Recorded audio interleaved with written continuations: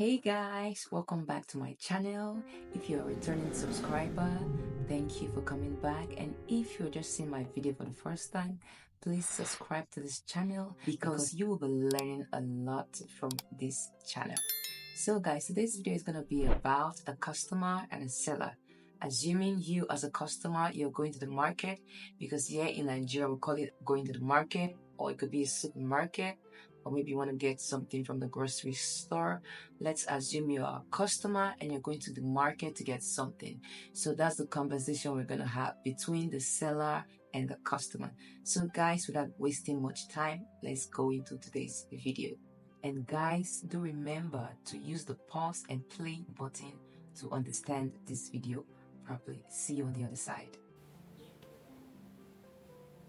So one thing you should know is that in Nigeria, we price very well. Like we have to, when I mean we price very well, like we have to make sure the price is very low before we buy. We don't just buy the exact price they tell us to buy goods or whatever you're buying. We have to make sure the price goes down before we can actually buy it. Okay, so that's one thing you should have in mind as you listen to this video. Okay. So this conversation is going to be between a bag seller and a customer. Let's begin. How much for this bag? Or you can say, how you they sell this one? Which means, how you they sell this bag? Which means you're talking about the bag. Then the seller will reply you.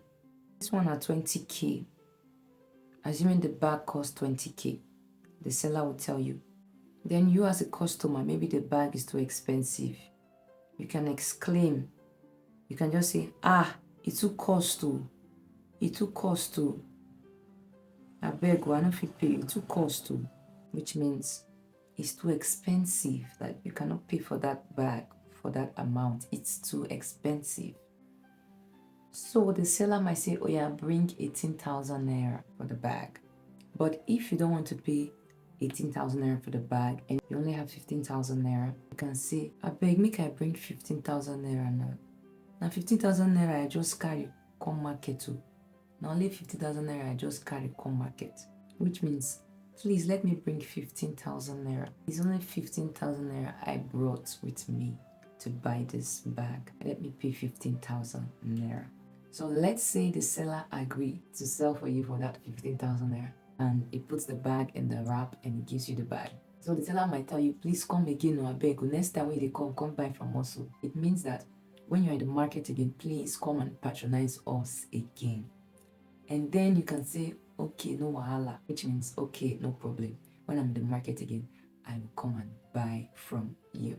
So guys, if you want to understand the foundation of Nigerian Pidgin English, just try and watch my first video. I think it should be showing here or here. I think it should be here.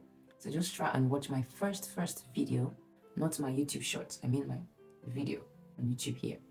Things about 3 minutes, few seconds. Very short videos. I do not do long videos because I don't want to bore you out.